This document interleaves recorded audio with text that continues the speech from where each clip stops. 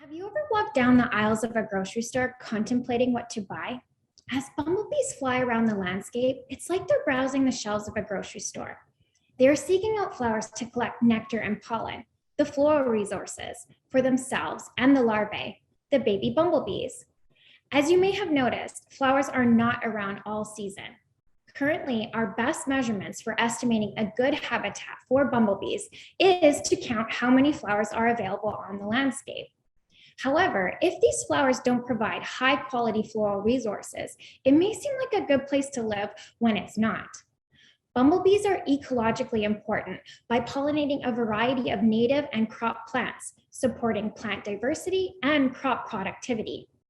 In order to conserve the pollination services provided by bees, we need to think about how best to support them on the landscape.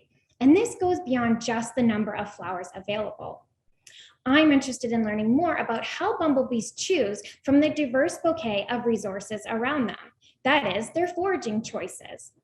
Are they choosing what is available on the landscape or what is nutritionally valuable? First, to find out what was available on the landscape, I conducted floral surveys at the UBC farm and counted all the flowers on the entire landscape. I identified and quantified 34 different species of flowers with examples on the right side of the slide. Now that I know how many and which flowers were available, I needed to find out how they were chosen. I captured and released hundreds of bumblebees, recording the host flower that they landed on. As bumblebees gather pollen, they collect it in their pollen basket.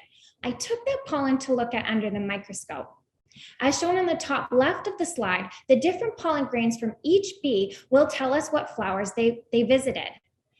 Every flower species provides different amounts and quality of both nectar and pollen.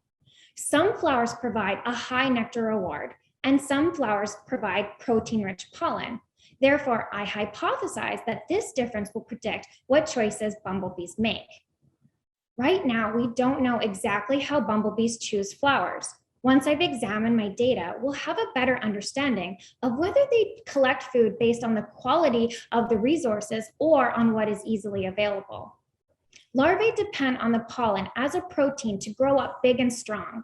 Therefore, I may find that the amount and protein content of pollen for different flower species may predict bumblebee foraging choice.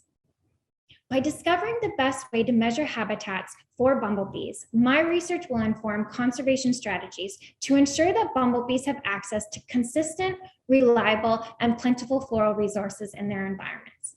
Thank you.